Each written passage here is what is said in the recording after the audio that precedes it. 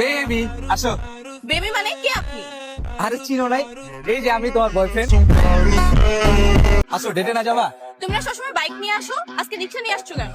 আর বাবু বাইকের কথা কেউ না, বাইক চালাইছি, বাইকের টাকা দিয়া এই যে একটা রিক্সা কিনা লইছি। মানে কি? কি করবো কও, তেলের যে দাম 200 টাকা লিটার তেল, টাকার সাবজেক্ট তেলে বাদ দিলাম 2-3 ঘন্টা সিরিয়ালে খারায় তারপরে তেল লইতে হয়, তাও কি 1 লিটারের বেশি দেয় না। আর তুমি তো বাবু ডেটে আসলে হাঁটতেই পারো না, তোমার হয়তো বাইক লাগে আর নাহলে গাড়ি লাগে। এখন বাবু গাড়ি তো কিনতে পারুম না, এসে বাইক বেচা রিক্সায় কিনা লাইছি। চলো আসো ডেটে যাই। তেলের দাম বেশি দেখে তুমি বাইক বেচে রিক্সা কিনে ফেলবা? তুমি শুধু টাকাটাই দেখতেছো। এই যে পাম্পে গেলে যে 4-5 ঘন্টা সিরিয়ালে দাঁড়ায় সময় নষ্ট করতে হয়, অতটুকু সময় আমি রিক্সা লয়ে বাইরেলে 4-5টা খেপ মারতে পারো, আর খেপ মারে 500 টাকা ইনকামও করতে পারো। এই যে তোমার লগে দেখা করতে আইতে আইতে অলরেডি দিলা খেপ মাইরা 400 টাকা কামাই হলাইছি। আহো দুইজনে ভালো একটা রেস্টুরেন্টে যাই, হাই। আর যেতে যেতে মনে করো যদি প্যাসেঞ্জার দিয়ে একটা পাই, লইলো মনে আহো।